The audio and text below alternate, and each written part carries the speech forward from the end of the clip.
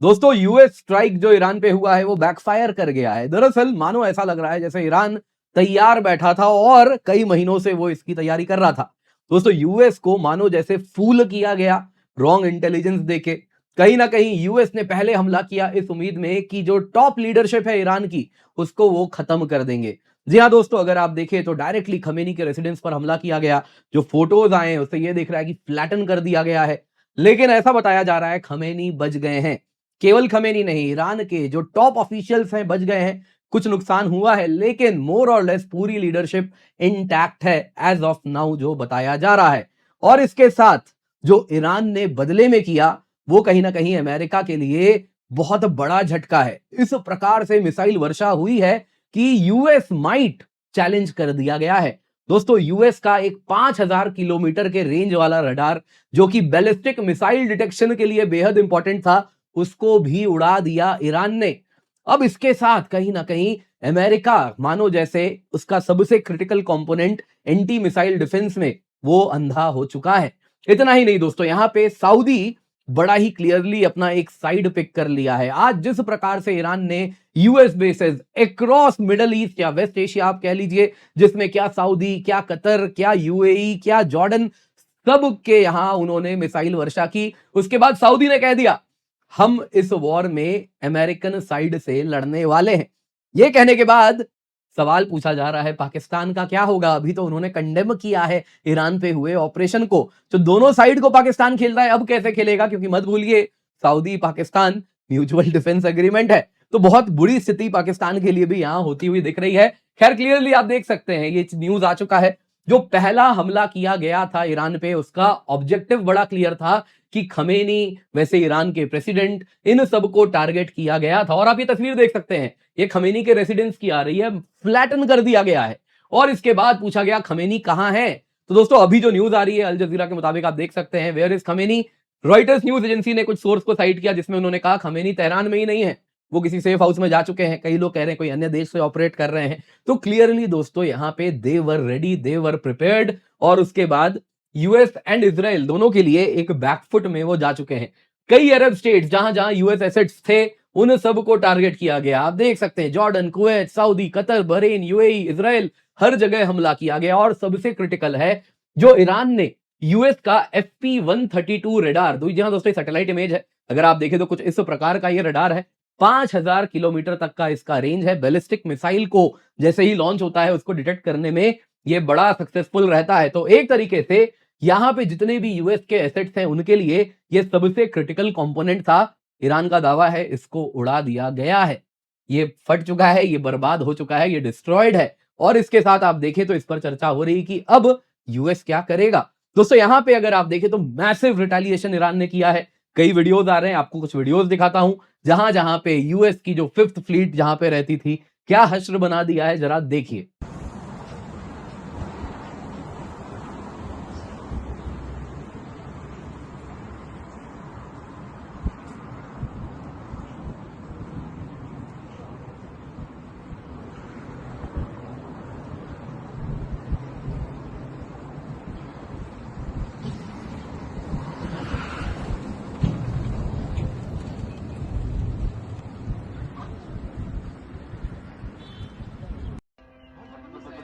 مسيرة يا شباب، مسيرة مسيرة، اضرب اضرب اضرب اضرب اضرب اضرب اضرب اضرب اضرب اضرب عجل.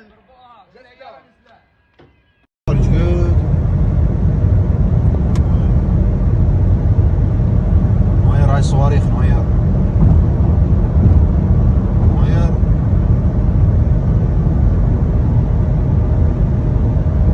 اعداد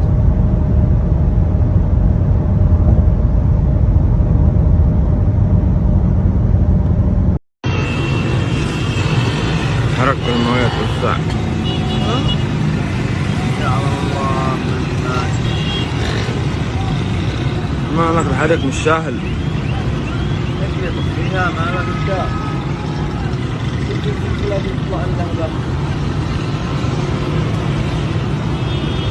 يا رب جاوي حقا عندنا حسام، عندنا الان نحن نصور. ايوه مالك كله غاز وبترول. ها شوف كم شوية انفجرت هناك. شفت هناك كيف؟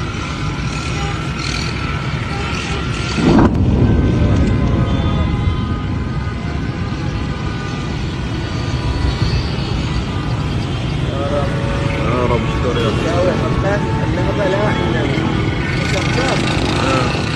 Clearly दोस्तों, जैसा Trump ने आज कहा था, ये वॉर लंबा चलने वाला है।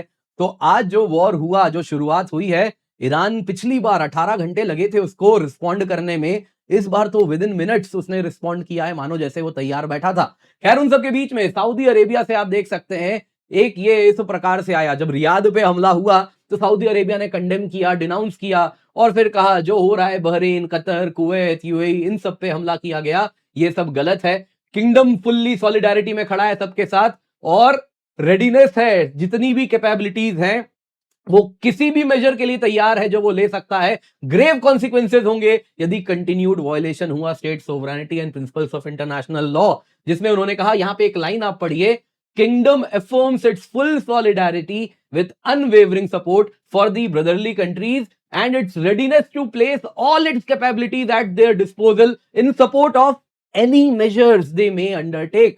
आप कुछ भी कीजिए, हम आपके साथ खड़े हैं। any measures, काइनेटिक मेजर्स की यहां बात की जा रही है। दोस्तों, अगर सऊदी अरेबिया अब ईरान के साथ लड़ने की बात कर रहा है तो इनका क्या होगा? Strategic mutual defence agreement sign किए हैं, आज घोर निंदा किए हैं ईरान के ऊपर हमला पाकिस्तान जो यूएस ने किया है। तो अब क्या करेगा पाकिस्तान? कब तक दोनों साइड का खेल खेल पाएगा? क्लियरली दोस्तों, पाकिस्तान के लिए भी समस्या यहां पर बढ़ रही है। तो क्या हो रहा है, आइए जरा इस पर चर्चा करते हैं। और इससे पहले आगे बढ़े दोस्तों, आप सभी से निवेदन है, वीडियो लाइक करें, चैनल सब्सक्राइब करें, बेल आइकन अवश्य दबा दें। और सिर्फ इतना ही नहीं दोस्तों, यहां पे आपको बताना चाहूंगा, आपके लिए हम लेकर के आए हैं अनअकैडमी रिवीजन टेस्ट सीरीज, जो कि मार्केट में आपको 15 से 20 हजार में मिलता है। आपके लिए हम केवल 1999 रुपए में लाए हैं, जिसमें आपको मिलता है ऑनलाइन और ऑफलाइन दोनों ही मॉक टेस्ट। जी हाँ दोस्तों, आपके घर पे इस प्रकार से हम टेस्ट सीरीज भिजवाएंगे, जिसमें आप देख सकते हैं इस प्रकार से आपको बुकलेट भी मिलेगा और इस बुकलेट के साथ साथ आपके घर पे आएगा क्वेश्चन पेपर। इस प्रकार से आपको मिलेंगे OMR।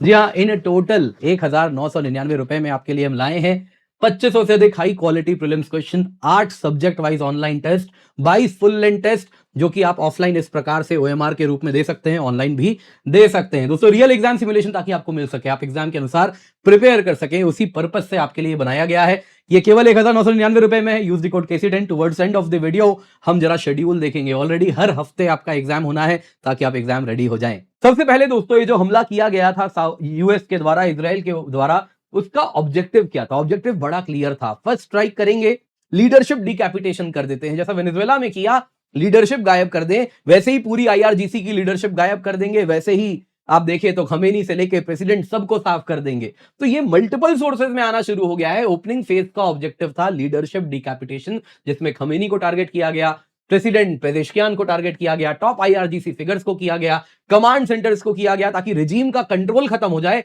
मिलिट्री न्यूक्लियर एसेट्स खत्म हो जाए, फर्स्ट स्ट्राइक ना कर पाए। हालांकि वीडियोस आ रहे हैं, काफी सिग्निफिकेंट डैमेज हुआ है ईरान पे, ऐसा नहीं है कि नहीं हुआ है, कई मिसाइल साइट्स को उड़ाया है, लेकिन ईरान दोस्तों और भी कुछ सीक्रेट लोकेशंस रखा था जहां से हमला किया है। दोस्तों, यहां पे अगर आप देखें तो यूएस और इजराइल ने कोऑर्डिनेटेड स्ट्राइक किया, 30,000 पाउंड के बंकर बस्टर्स गिरा दिए और उसके बाद ईरानियन ऑफिशियल्स ने कंफर्म किया, फोटोज भी आगे आपको दिखाई दिया, अयतुल्ला खमेनी के जो घर है, उसके जहां रेसिडेंस है, उसके ऊपर इन्होंने किस प्रकार से उसमें बम वर्षा की, लेकिन उनको इवैक्यूएट कर लिया गया। सच तो यह है, कहा जा रहा है कि इवैक्यूएट करने से पहले वो वहां मौजूद ही नहीं थे। एवरीबडी न्यू हमला होने वाला है, तो खमेनी क्यों अपने रेसिडेंस में रहेंगे? वो ऑलरेडी मूव कर दिए गए हैं किसी सेफ लोकेशन पे। यूएस एंड इजराइल ने उम्मीद की थी कि लीडरशिप डिकैपिटेशन करेंगे तो रिजीम चेंज का रास्ता साफ हो जाएगा, कहीं ना कहीं ईरान की रिस्पॉन्ड करने की कैपेबिलिटी पहले ही वार में खत्म कर दी जाएगी, लेकिन वैसा नहीं हो पाया। वो तो आप सभी को दिख रहा है। ईरान ने जो हमला किया, ईरान ने हैवी बराज 125 मिसाइल इजराइल के ऊपर दागे हैं, 35 मिसाइल इजरायली एयर स्पेस को पेनिट्रेट किए, ऑलरेडी नॉर्दर्न इजराइल में इंपैक्ट भी हुआ है। यूएई में, अबू धाबी में, दुबई तक में एक्सप्लोजन्स की आवाजें आई। कतर में Al Udeid airbase, major US base है, मैसिव डैमेज हुआ। बहरेन में यूएस नेवी की 5th फ्लीट है, आपने जैसा वीडियोस में देखा, मैसिव डैमेज हुआ है। कुवैत में डैमेज हुआ, जॉर्डन में मिसाइल्स दागे गए, सऊदी अरेबिया में, रियाद में एक्सप्लोजन्स हुआ है। क्लियरली ईरान ने मल्टीपल टारगेट्स एक साथ इन्होंने कहीं ना कहीं ध्वस्त किया है। दोस्तों यहाँ पे सबसे क्रिटिकल है ये USFP-132 रडार सिस्टम जो आप यहाँ पे देख रहे हैं। दोस्तों ये कतर में अल उदीद एयरबेस के पास लोकेटेड था, की हब है सेंटकॉम ऑपरेशंस के लिए। सेंटकॉम जो पूरा ऑपरेशन कर रही है यूएस का, उसके लिए ये रडार सबसे क्रिटिकल है, क्योंकि इसकी कैपेबिलिटीज अगर आप देखें ना तो एडवांस्ड अर्ली वार्निंग रडार है, डिटेक्शन रेंज 5000 किलोमीटर की, इसकी स्पेशलाइज्ड टेक्नोलॉजी है कि ये बैलिस्टिक मिसाइल को ट्रैक करता है जो ईरान से लॉन्च होते हैं, इजराइल की तरफ जाते हैं, उसको पहले ही ये डिटेक्ट करता है। और इस वजह से US Israeli missile defence network में इसका बहुत बड़ा रोल था। अर्ली डिटेक्शन देता है ताकि रिएक्शन टाइम कम हो और उसको जल्दी इंटरसेप्ट किया जाए। कतरी डिफेंस मिनिस्ट्री ने अल जजीरा को कबूला कि हाँ एक अर्ली वार्निंग रडार जो नॉर्दर्न कतर में था वो टारगेट किया गया है। दोस्तों इसके साथ अगर आप देखें तो जो यूएस एंड इजराइल के अर्ली वार्निंग ऑपरेशंस हैं टेम्पररीली डिग्रेड होंगे, लेकिन मत भूलिए ऐसा नहीं होता कि बस एक ही रडार पे निर्भरता होती है, रिडंडेंसी हमेशा रखी जाती है, नोइंग वेरी वेल ये वल्नरेबल है, तो अगर ये ध्वस्त हुआ तो सेकेंडरी नोड क्या होगा, तो वो वहां पे ऑलरेडी मौजूद होगा। लेकिन हाँ इस प्रकार की जो कैपेबिलिटीज इससे मिलती हैं, कई कहते हैं कि इसका कॉस्ट 1.1 से 1.2 बिलियन तक का है, इतना बड़ा नुकसान हुआ है। तो इजराइल के लिए भी आयरन डोम, डेविड स्लिंग, एरो सिस्टम्स, उनके लिए भी कहीं ना कहीं एक बैकफुट में जाने वाली बात है। अब यहां पे दोस्तों सऊदी की बात करें तो उन्होंने तो यूएस कैंप चुन लिया। सऊदी अरेबिया ने कहा कि हम निंदा करते हैं ईरानियन वायलेशंस जो हुआ है ऑटोनॉमी का, कई गल्फ और रीजनल स्टेट्स का। मिनिस्ट्री ने डिनाउंस किया कि ये इन्फ्रिंजमेंट है UAE, Bahrain, Qatar, Kuwait, Jordan की सोवरेनिटी का। और इसके बाद इन्होंने कहा कि हम फुल सॉलिडारिटी में खड़े हैं इन सभी देशों के साथ, वो कोई भी मेजर लें हम तैयार हैं। कोई और मेजर क्या लेगा? बहरीन लेगा, कतर लेगा, मेजर तो आप ही ले सकते हैं भाई, सबसे बड़े देश इस इलाके के आप ही हैं, सबसे बड़े आप ही कहीं ना कहीं पूरे के पूरे इस्लामिक वर्ल्ड के लीडर हैं, तो आपसे ज्यादा और कोई थोड़ी ना यहाँ पे कुछ लेने वाला है। स्टेप आप लेंगे, फिर बाकी लोग कहेंगे हाँ हम सॉलिडारिटी में खड़े हैं। यहाँ पे दोस्तों सऊदी उल्टा कह रहा है कि तुम स्टेप लो, हम तुम्हारे साथ खड़े हैं, बाकी टाइम हम लीडर, लेकिन अभी जब जरूरत है पीछे खड़े हो गए। लेकिन क्लियरली काइनेटिक एक्शन को हिंट किया जा रहा है, एटलीस्ट ये तो कहा जा रहा है तुम काइनेटिक एक्शन लोगे, हम तुम्हारे साथ खड़े हैं। अब दोस्तों इन सब में घबरा पाकिस्तान रहा है। पाकिस्तान का दोस्तों स्ट्रेटेजिक म्यूचुअल डिफेंस एग्रीमेंट है सऊदी के साथ। सऊदी ने अगर देखा जो ईरान हमला हुआ रियाद पे हुआ है, अगर वो एग्रेशन है तो पाकिस्तान थियोरेटिकली बंधा हुआ है कि अपने मालिक के साथ उसको भी लड़ने जाना पड़ेगा ईरान के लिए, ईरान की तरफ। दोस्तों इसके साथ पाकिस्तान को मिलिट्री सपोर्ट देना होगा, air defence, logistics, troops, intelligence, शायद हमला भी करना पड़े। हालांकि जब पाकिस्तान अफगानिस्तान से लड़ रहा है, तालिबान से लड़ रहा है, तब सऊदी नहीं आएगा, क्योंकि रिश्ता मालिक नौकर वाला है। मालिक के ऊपर जब हमला होगा तब इनको जाना पड़ेगा मालिक के पास लड़ने, मालिक के साथ लड़ने। तो क्लियरली दोस्तों यहाँ पे पाकिस्तान फंसा हुआ दिख रहा है। पाकिस्तान ने कंडेम किया है आज ही यूएस इजराइल स्ट्राइक्स को, कहा अनवारंटेड है, इमीडिएटली रोक दीजिए, एस्केलेशन मत कीजिए। अब जब सऊदी लड़ेगा तब आपको ऊपर भी दबाव आएगा कि लड़ने चलिए, तब क्या कीजिएगा? कब तक दोनों साइड्स के साथ आप रोटी सेकिएगा? अब तो कहीं ना कहीं आपका भी ब्लफ कॉल आउट होता हुआ यहां पर दिख रहा है।